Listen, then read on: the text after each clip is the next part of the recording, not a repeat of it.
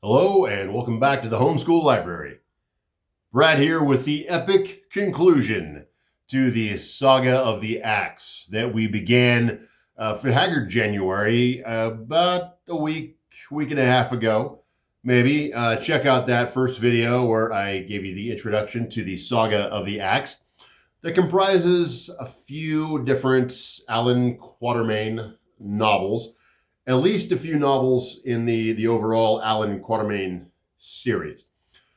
I decided to do something fun in reading the novels instead of just picking out random books in Haggard's uh, canon, I guess, to follow a specific plot thread. And what I did, I picked out one of my favorite characters, supporting characters from the Alan Quatermain series. That is Umslopogus, the great Zulu warrior.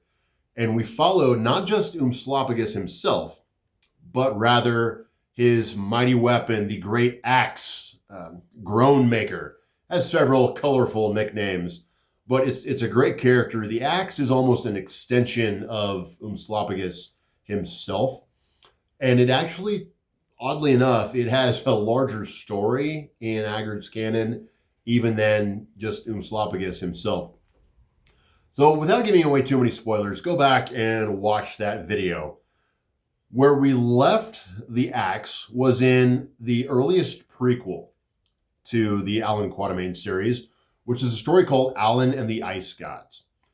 In that, we relive an ancient kind of ancestral memory for Alan and some of his compatriots, where they have this sort of dream about an ancient ancestor, or even a past life, perhaps, depending on which way you want to look at it, of a Stone Age, an Ice Age warrior chief by the name of Wee. And we see how Wee first acquires the axe, which is made from a fallen meteorite, by a friend of his, a dwarf by the name of Pag. And in this story, we see the adventures of Pag and Wee, and how they are also introduced to this beautiful foreign woman, this witch from the sea, who floats in nearly dead on a through the ice sheets on a small canoe, sort of boat, and the adventures that they have in this ancient society of the Ice Age. The ending of that novel is left fairly ambiguous. We don't really know what happens to the characters after the end, which I think is, as a reader, a lot of fun, because you're left to use your imagination on what may happen there. And one rather significant reader of the novel, Alan and the Ice Gods, grew up to become a writer in his own right. His name was Philip Jose Farmer.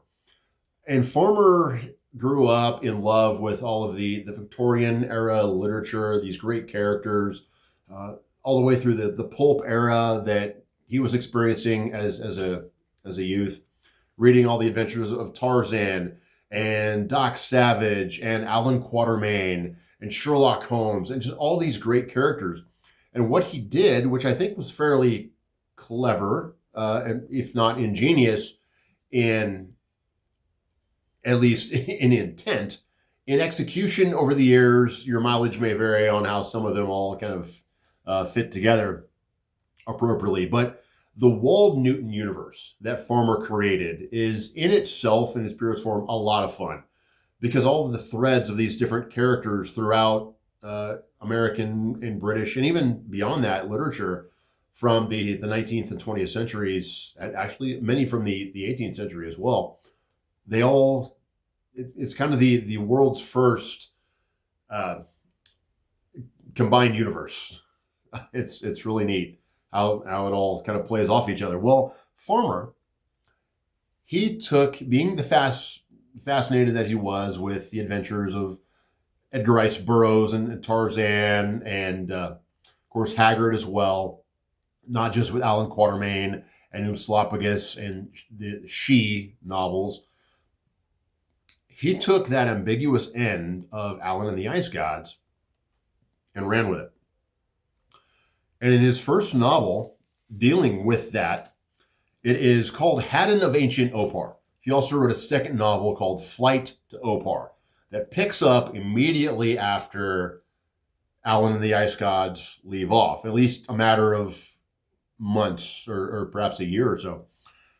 Those novels, as well as after Farmer died, another writer by the name of Christopher Paul Carey carried on with that and to tell some of the stories in that Farmer had wanted to tell but died before he could tell them. And those first three, Haddon of Ancient Opar and Flight to Opar and Christopher Paul Carey's first follow-up novel, The Song of Quasin, are all combined here in this omnibus by Subterranean Press. This is, The Gods of Opar. Really cool book. Got all three of those novels in it. Tales of Lost Kokarsa. This book is actually pretty hard to find today. They printed it and it went out of print, I think, in a week. I happened to get lucky. I saw it was coming out and I snagged it right away. I haven't been so lucky on some of Carey's follow-up novels to that one. There are some more out there. I haven't got a hold of them yet. I hope to very someday, but they are insanely rare. I think they must have printed 12 of them and they instantly went out of print. So if you get lucky enough to find some of those, good luck. I'm scouring eBay and some of the other auction sites and used bookstores. So I'll be fighting you for them if we can find them. But good luck. If you happen to have any, they're awesome. So the follow-up to the Saga of the Spear takes place. It starts in Haddon of Ancient Opar. And where that story begins, you've got Haddon, who is a citizen of Opar. You remember that from the Tarzan stories. Back in the prehistoric era, it was just a small colony in the larger empire of Kokarsa. Lost Kokarsa there, which itself was a colony of Atlantis, which is also in Central Africa, dominated by these two giant lakes.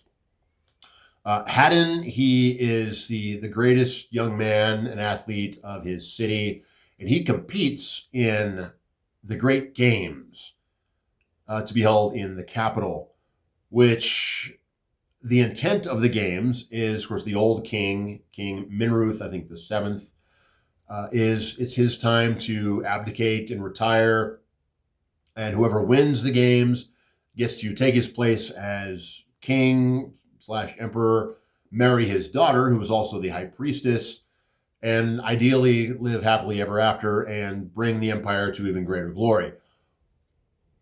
Well, that's not the way that it works out. Of course, King Minruth, decides he doesn't want to abdicate. Drama, violence ensue. Read the books. They're a lot of fun. I'm not going to give too much away. But where the axe itself falls in is in the hands of Haddon's cousin by the name of Quasin, who's this just giant, fairly vulgar warrior, one of the few men strong enough to manhandle this axe. Haddon himself gets to use it a time or two, but primarily the axe belongs to Quasin. We don't get the backstory from how it passes from we to Quasin. Unless I've missed it, and I've read the book probably 3 times, it's got to be a very quick reference. If Farmer told that story at all, it was flash blink and you'll miss it. But I don't think he continues that. You're just supposed to know that it is the same axe, and the reference points are the same. Well, after Haddon, he does win the games. King Minruth decides that he doesn't want to abdicate and sends Haddon on this mission that is supposed to be a suicide mission, so that he obviously won't come back and claim the title of king. Well, this mission that he sends him on is to go off and find the truth of these rumors of this dwarf and this mysterious golden-haired witch from the sea who have landed on the north shores of what is today Africa. And they're supposed to go find them and bring them back and learn their backstory. Well, of course, if you remember the names, it's the same dwarf Pag and Lalila, although they changed the name slightly for the Farmer novels.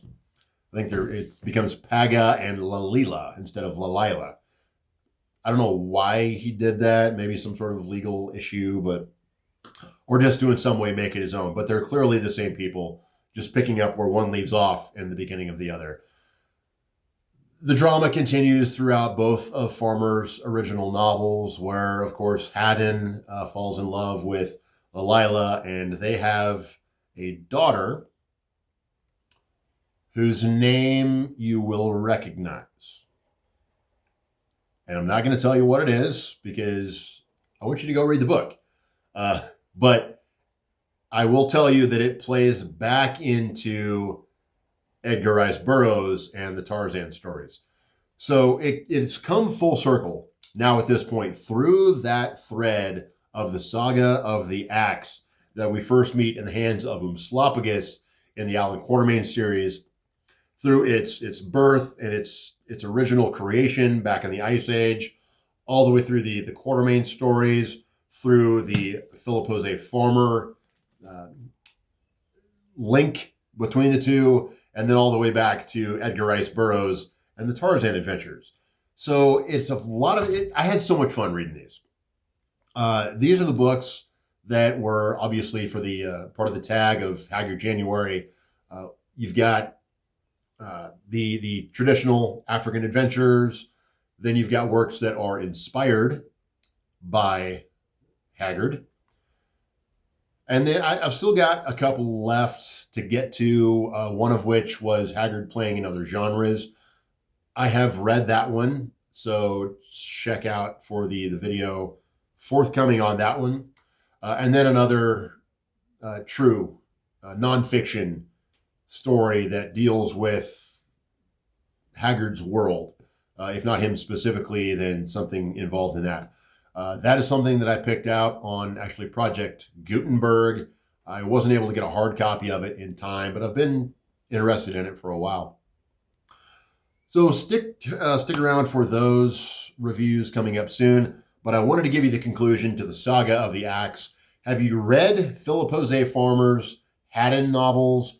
Have you read Christopher Paul Carey's follow-ups to those novels? Let me know if you have. Let me know what you thought. Let me know if you're interested in this.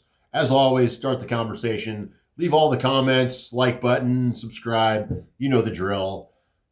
I hope you're having fun with Haggard January. I've been having a ball here, so let's continue to celebrate H. Rider Haggard and the wonderful adventure fiction that he has given to the world.